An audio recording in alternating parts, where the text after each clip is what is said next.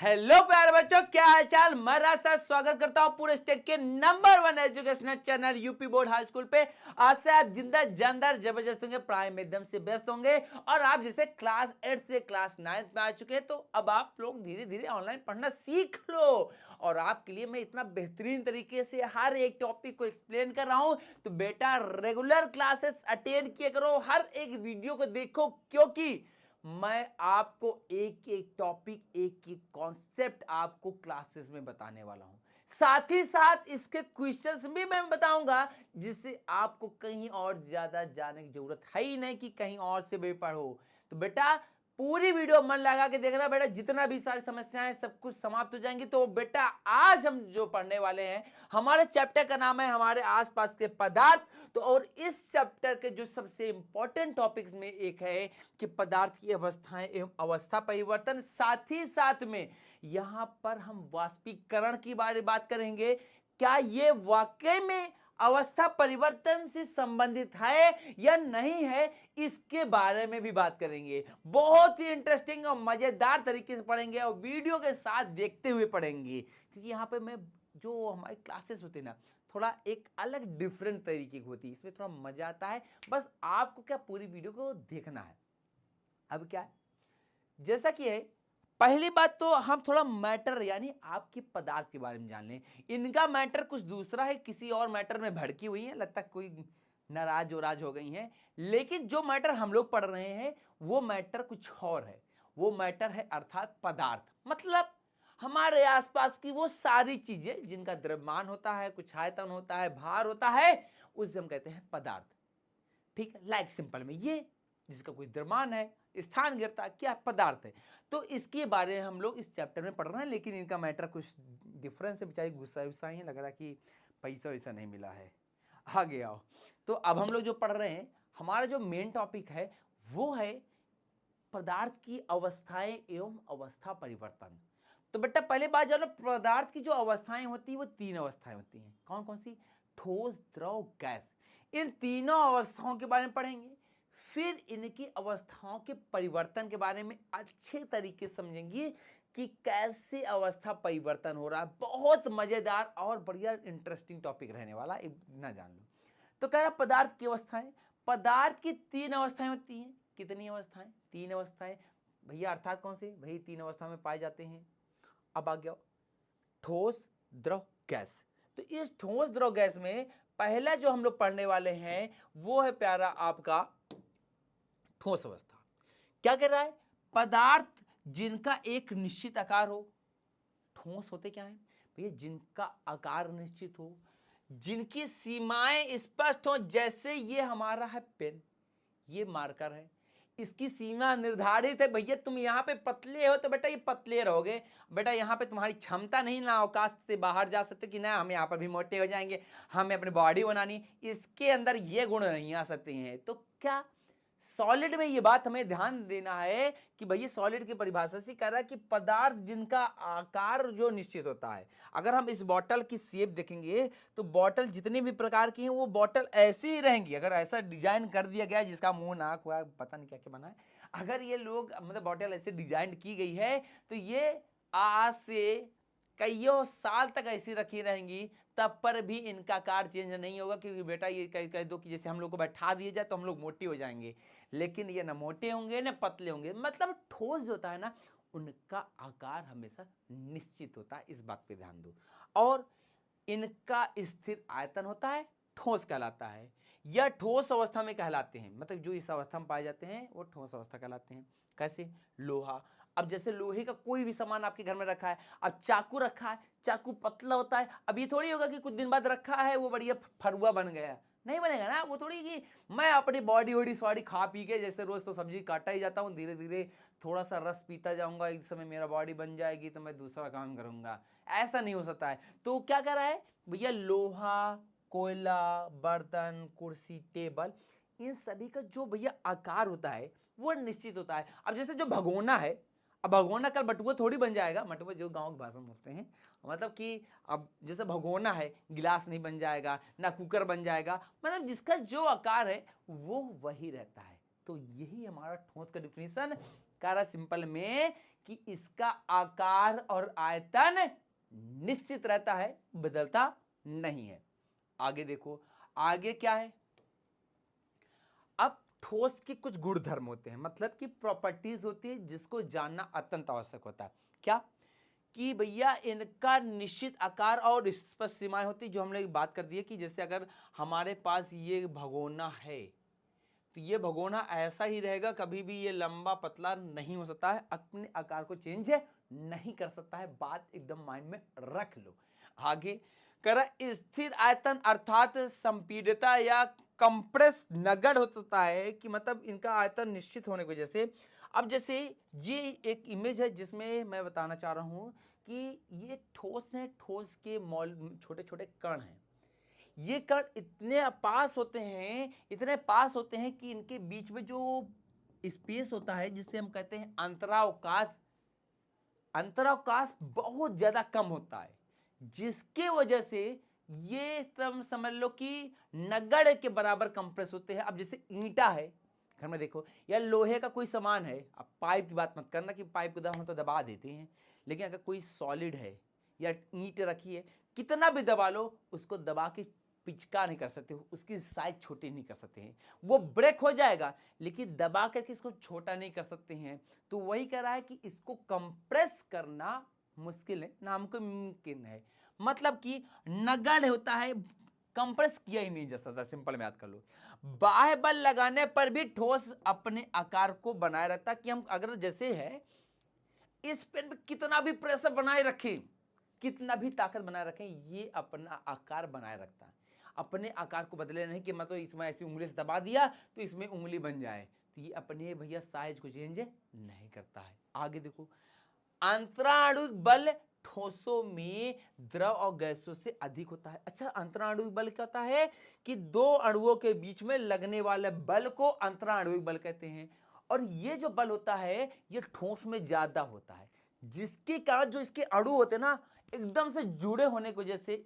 अच्छा, बात जाने ना, जो ये ठोस होता है ना, ठोस का जो आयतन और आकार निश्चित होता है, इसका भी यही एक रीजन है कि इनमें अंतराणुविक बल द्रव और गैस से काफी ज्यादा होता है। और जब बल ज्यादा होगा तो इनके अणु आस देखो, देख पा रहे हो ना कि बहुत ज्यादा इनके बीच में मूवमेंट से नहीं हो पा रही है। और जब बहुत ज्यादा मूवमेंट से नहीं होगी तो भैया ये आगे आगे पीछे ज्यादा जा ही नहीं सकते। लेकिन ये बात जान लो कि मूवमेंट्स होती रहती है, मतलब इनकी कण भी हिलते रहते हैं, लेकिन बहुत ज्यादा मात्रा में नहीं कि भैया हिल उल के बड़े इधर उधर छितरा जाएं। ठीक है, इस बात का ध्यान देना। तो कह रहा है कि अंतराणुविक बल ठोस में द्रव और गैस से अधिक होता है। इसमें जो अंतराणुविक बल है वो ठोस से कहीं ज्यादा है। आगे देखो, अब आओ, अब हम बात करेंगे लिक्विड यानी तरल की। क्या कर रहा है, वैसे पदार्थ जिनका आकार अनिश्चित हो। अब जैसे पानी है, ये बिन पेंदी लोटा एक तरफ से, जैसे मतलब बिन पेंदी लोटा नहीं है, दूसरा चीज है। वो गाना ना एक है साउथ इंडिया का भी, पुष्पा मूवी का, कि मर्द है बिन पेंदी लोटा। अब मतलब सिंपल में जान लो यार, बॉटल में पानी नहीं ओ खत्म हो गया, सिंपल में याद रखो। जैसे ये इसमें भैया ये नींबू का शरबत बन रहा था।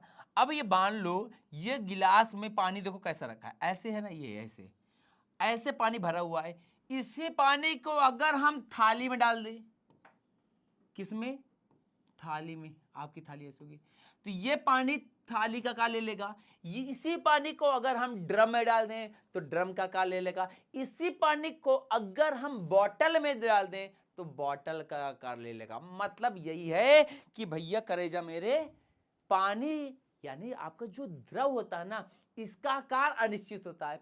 जिस चीज में रखोगे यह उसका आकार ले लेता है। मतलब बॉटल में रखे तो बॉटल का आकार, पाइप में रख दोगे तो पाइप का आकार, गिलास में रख दोगे तो गिलास का आकार, थाली में रख दोगे तो थाली का आकार। मतलब लिक्विड को जिस चीज में डाल दोगे वो उसका आकार ले लेता है। आगे आओ, आयतन निश्चित होता है। अब जैसे हमारे पास 100 ml मतलब कि पानी था, 100 ml पानी गिलास में भी रहेगा, पाइप में डालेंगे तो भी 100 ml ही रहेगा। अब ये थोड़ी 200 हो जाएगा, ये 50 हो जाएगा। मतलब कि जितना इसका आयतन रहेगा, आयतन नहीं बदलेगा। इस बात का भी ध्यान देना। केवल केवल इसका आकार बदलता है, आयतन ही द्रव और तरल कहलाता है।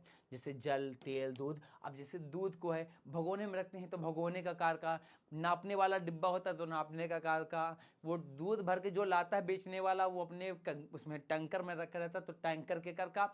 जिस आकार में रहता है रख दो ये उसका आकार ले लेता है। लेकिन अगर 1 लीटर है तो 1 लीटर ही रहेगा, ना ज्यादा होगा ना कम होगा।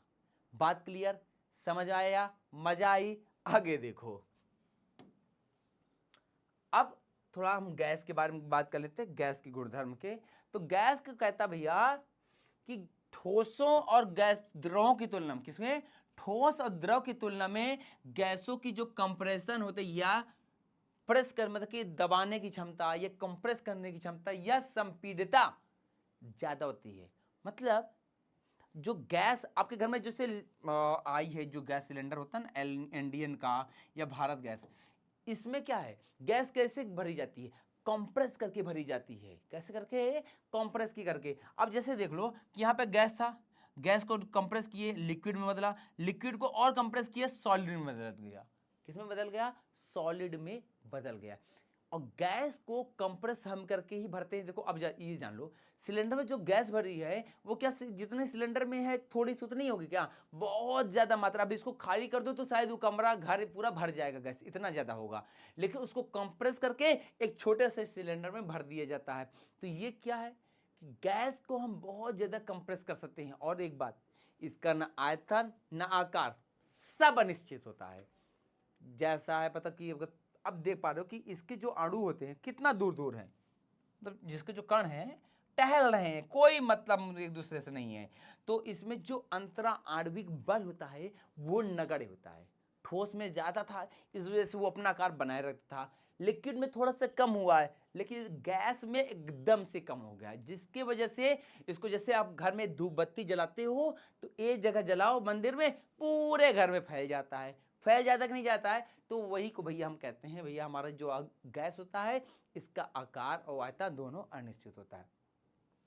इनके कणों के बीच अंतराणविक बल सबसे कम होता है। अब आप देख पा रहे हो कितना दूर दूर है। आ गया, गैसों को आसानी से दबाया जा सकता है। आप देख पा रहे होंगे कि जितनी भी गैस, कोई भी गैस हो, आप देते ना गैस को सिलेंडर में भर के, जैसे आप लोग हम यहाँ पे देखेंगे ऑक्सीजन की कमी हो गई थी जब कोविड आया था तो सिलेंडर में भर भर के दिया जा रहा था। तो गैस को हम कंप्रेस कर सकते हैं, इसको भैया हम अच्छे से दबा सकते हैं। इसका विसरण काफी तीव्रता से होता है। मतलब कि अगर यहाँ पे धूप बत्ती जलाओगे ना, विसरण का मतलब फैलना, ये बहुत तेजी से फैलता है। लिक्विड थोड़ा धीरे से फैलता है, सॉलिड बहुत कम फैलता है। लेकिन जो गैस होती है ना, अभी यहाँ पे जला दो या घर की गैस लीक करती है तो ना पूरे घर में फैल जाता है ना, तो इसका विसरण सबसे तेज होता है। ये गैस की गुणधर्म थे। आओ अब हमारा जो एक टॉपिक आया कि पदार्थ की विभिन्न अवस्थाओं में कणों के बीच के रिक्त स्थान की तुलना करें कि उनके बीच में कैसे स्पेस होता है। अब यहाँ पे अच्छे से मतलब कि कंपेयर कर सकते हो, तुलना कर सकते हो। गैस में जो भैया उनके बीच का जो रिक्त स्थान है, स्पेस है, आप देख पा रहे हो कितना ज्यादा दिखाई दे रहा है। लिक्विड में भी स्पेस है लेकिन थोड़ा कम है, लिक्विड में भी स्पेस है लेकिन गैस की तुलना में कम है। और सॉलिड में आप देख पा रहे हो कि बहुत कम कम स्पेस है। क्या है यहाँ पे देख पा रहे हो कितना कम है, यहाँ देखो, और यहाँ पर देख पा रहे हो ये टहल रहे हैं। इसी के कारण ही हम लिक्विड को जिस आकार में रखना चाहते हैं, जिसमें रखते हैं, जिस बर्तन में, वो उसी का रूप ले लेता है। लेकिन सॉलिड इतना सॉलिड होता है कि अगर उसका आकार कोई निश्चित है, जैसे इसको हम कहीं पर रखेंगे इसका आकार ऐसे ही रहेगा, कभी बदलेगा नहीं। बात क्लियर? इस तीनों चीज को आप देख करके कंपेयर कर सकते हो, अच्छे से समझ सकते हो। इस जो वीडियो चल रहे हैं इनके माध्यम से भी आप अच्छे से समझ सकते हो कि कैसे भैया एक लिक्विड मतलब कि जिसमें उसका आकार अनिश्चित होता है, गैस का आकार क्यों अनिश्चित होता है, और सॉलिड का आकार कैसे निश्चित होता है। बेटा बहुत आसान तरीके से इससे हम लोग समझ सकते हैं। आगे आओ। अब इस चैप्टर का जो एक मोस्ट इंपॉर्टेंट टॉपिक है कि क्या हम अवस्था परिवर्तन कर सकते हैं, क्या सॉलिड को लिक्विड कर सकते हैं, क्या लिक्विड को गैस कर सकते हैं, क्या गैस को लिक्विड कर सकते हैं, या गैस को सॉलिड कर सकते हैं। ये होता है अवस्था परिवर्तन, मतलब कि जो जिस अवस्था में है उसका उस अवस्था में न रहने दे, मतलब ओवरऑल उसकी अवस्था को बदल दे, उसकी अवस्था को चेंज कर दे। क्या ऐसा पॉसिबल है? क्या ऐसा हो सकता है? यहां पर ये सबसे बड़ा क्वेश्चन आता है। तो इसी टॉपिक को अब हम लोग पढ़ने वाले हैं, समझने वाले हैं, जानने वाले हैं कि क्या वाकई में अवस्था परिवर्तन हो सकता है। और पदार्थ की अवस्था परिवर्तन की बात करें, ये हमारा टॉपिक है। तो कहे कणों के बीच रिक्त स्थान में कमी या वृद्धि अवस्था परिवर्तन ला सकता है। मतलब अगर क्या करें, जो इसके कण है किसी कारणवश इनका जो अंतराणविक बल है बढ़ा दें, जिसके वजह से क्या होगा, ये कण आपस में और पास आ जाएं, इनको कंप्रेस करते हैं, इन सारे कण को दबा दें। जब दबा देंगे तो ये सॉलिड का रूप ले लेंगे, या फिर क्या हो जाए, इनके कणों के बीच का जो अंतराणविक बल है वो और कम कर दें। क्या कर दें? जैसे जो इनके बीच में जो बल है उसको और कम कर दें, तो किस में आ जाएगा, वो लिक्विड मतलब गैस में आ जाएगा। अगर इनके बीच का अंतराणविक बल क्या है? अणुओं के बीच में, कणों के बीच में लगने वाले बल को अंतराणविक बल कहते हैं। अगर हम उसको बढ़ा देंगे, लिक्विड में अंतराणविक बल अगर बढ़ जाएगा तो सॉलिड का रूप ले लेगा, और अगर कम हो जाएगा, मतलब कि इनके बीच का जो फोर्स होता है कम होते हुए गैस में आ जाएगा। यानी यही यहां पे बात कर रहा है कि अगर कणों के बीच जो रिक्त स्थान में कमी कर दें, जो उनके बीच में जो स्पेस है उसको कमी कर दें या फिर बढ़ा दें, लिक्विड में जो अगर उनके बीच में जो रिक्त स्थान है उसको हम बढ़ा दें तो गैस में बदल जाएगा, और उनके बीच का जो रिक्त स्थान है, जो खाली जगह है, अंतरावकाश है, उसको कम कर दें तो वो किस में आ जाएगा, सॉलिड में आ जाएगा। अगला देखो, कह रहा है यदि पदार्थ के कणों की गतिशीलता बढ़ जाए या घटा दी जाए तो अवस्था में परिवर्तन लाया जा सकता है। मतलब अब आप देख लो, ये थोड़ा इसकी गति को और कम कर दे। अब इसमें देखो, इसकी गति कर रहे हैं ना, तेजी से गति कर रहे हैं, अगर इसकी गति को और हम बढ़ा दें तो गैस में आ जाएगा, और इसकी गति को और कम कर दें तो किस में आ जाएगा, सॉलिड में आ जाएगा। आप ध्यान लो, कंपेयर करते जाओ। अगर इसकी गति देखो, इसकी गति तेज है, अगर इसकी गति को हम बढ़ा दें तो गैस में आ जाएगा, और इसकी गति को हम कम कर दें तो किस में आ जाएगा, सॉलिड में आ जाएगा। किस में आ जाएगा, सॉलिड में आ जाएगा। तो वही कह रहा है कि पहले देखो, पहला टॉपिक था कि इनके बीच का स्पेस अगर हम बढ़ा देंगे तो भी अवस्था परिवर्तन हो जाएगा, कम कर देंगे तो भी अवस्था परिवर्तन हो जाएगा। कम करने में सॉलिड हो जाएगा, बढ़ा देने में लिक्विड हमारा गैस हो जाएगा। दूसरा क्या कहा कि भैया अगर इनकी जो कण की जो स्पीड है, जो चाल है, इसको कम कर देंगे तो भी बदल जाएगा, सॉलिड में चला जाएगा, और इसकी कण की जो स्पीड चाल बढ़ा देंगे तो भी अवस्था परिवर्तन हो जाएगा। मतलब दोनों केस में हम लोग ये काम कर सकते हैं। दैट मीन्स ये प्रूव हो रहा है, ये बात क्लियर हो रही है कि हां, अवस्था परिवर्तन किया जा सकता है।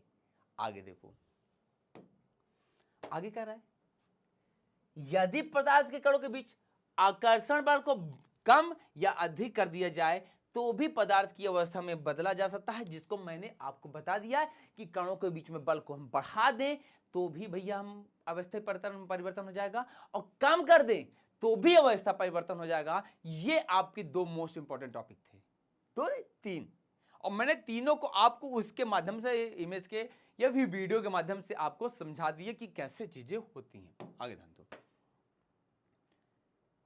अब अवस्था परिवर्तन का सबसे सटीक, सबसे आसान तरीका है समझने का कि अगर अवस्था परिवर्तन हो रहा है, अगर ठोस से डायरेक्ट गैस में बदल जाए, किसमें, द्रव से अगर गैस में बदल जाए, लिक्विड से अगर गैस में बदल रहा है तो इसे हम वाष्पीकरण कहते हैं। क्या कहते हैं, अगर लिक्विड से गैस में बदल रहा है तो इसे हम कहते हैं वाष्पीकरण, एरोस। अगर गैस से लिक्विड में बदल जा रहा है, किसे, गैस से अगर द्रव में बदल रहा है, गैस देखो, द्रव से गैस में बदलना वाष्पीकरण, और गैस से द्रव में बदलना संघनन कहलाता है। आगे देखो, ठोस से गैस में बदलना ऊर्ध्वपातन कहलाता है। क्या कर रहा है, ठोस से डायरेक्ट गैस में बदल जाना ऊर्ध्वपातन कहलाता है। और गैस से अगर हमें ठोस में बदल रहे हैं, हमारे पास गैस थी, गैस को हमने कंप्रेस करके जो भी करके ठोस में बदल दिया, तो इसे हम निक्षेपण कहते हैं। क्या कहते हैं? निक्षेपण। ठोस है, ठोस द्रव में चेंज हो रहा है। क्या हो रहा है? ठोस को हम क्या कर रहे हैं? लिक्विड कर रहे हैं। मतलब आइस क्या हो रहा है? पिघल रहा है, जिसे हम संगलन कहते हैं। और हमारे पास वाटर था, वो जम रहा है, तो उसे हम जमना कहते हैं। क्या कर रहे हैं? फ्रीज हो जा रहा है, जम रहा है। बहुत आसान है। फिर से ध्यान दो, लिक्विड अगर गैस में बदल रहा है तो इसे वाष्पीकरण कहते हैं। गैस अगर द्रव में बदल रहा है तो इसको संघनन कहते हैं। क्या कहते हैं? संघनन कहते हैं। अगर ये यहां पर क्या है? ये एक चार्ट है किसका? पदार्थ की अवस्था परिवर्तन का। किसका? पदार्थ की अवस्था परिवर्तन का। बेटा इससे आसान वे नहीं है इस चीज को समझने का। अगर कह रहा है अगर ठोस से हम गैस को बदल दे, ठोस से डायरेक्ट गैस में बदल जाता है, तो उसे हम ऊर्ध्वपातन कहते हैं। क्या कहते हैं? ऊर्ध्वपातन। और अगर हमारे पास गैस थी, गैस को हम सॉलिड में बदल देते हैं, तो इसे हम निक्षेपण कहते हैं। अब यहां पे ध्यान दो कि ठोस कुछ से अगर हम द्रव में बदल दें, मतलब हमारे पास जो आइस थे, आइस लिक्विड में बदल रहा है, पिघल रहा है, तो इसे हम संगलन कहते हैं। और अगर हमारे पास लिक्विड था, द्रव था, वो जम रहा है, तो उसे हम जमना कहते हैं। इन सभी तरीके जो अगर हमारे अवस्था परिवर्तन होता है, अवस्था परिवर्तन के ये नाम है।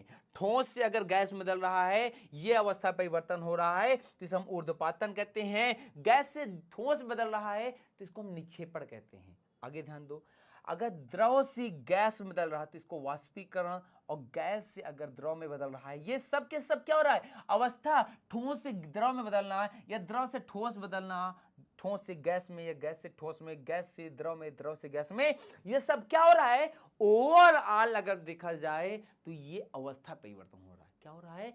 अवस्था परिवर्तन हो रहा है। आगे देखो, अब हम लोग थोड़ा इमेज के माध्यम से भी समझेंगे कि अब ये देखो, ये संगलन या गलन। अब आइस का द्रव में बदलना क्या कहला रहा था? संगलन ना। आइस देखो पिघल रहा है, और हमारे पास गैस था, यानी जब हम पानी को उबाल रहे थे, क्या कर रहे थे? उबाल रहे थे, तो वहां पर जब पास में देखो तो जो बूंदे जम जाती है ना, ये जो वाष्प दीवार में चिपक करके फिर से लिक्विड में चेंज हो जाती है, इसे हम संघनन कहते हैं। गैस का द्रव में जमना, किसमें? गैस का द्रव में। बात समझ? गैस का द्रव में चेंज होना संघनन कहलाता है। यहां पर आप देख सकते हो, ये गैस का द्रव, गैस का द्रव, ये संघनन कहला रहा है। क्या कहला रहा है? संघनन कहला रहा है। हमारे पास जैसे पानी गर्म कर रहे थे, उसका वाष्प कहीं पर चिपक गया, जिसकी वजह से ये द्रव में चेंज हो गया, जिसको क्या कहते हैं हम लोग? संघनन कहते हैं। ऊर्ध्वपातन, कपूर देखो, कपूर अब नहीं देखो तो गिरा के मारेंगे बेटा, शादी उदी में या फिर किसी भी पूजा में इसके बिना काम नहीं चलता।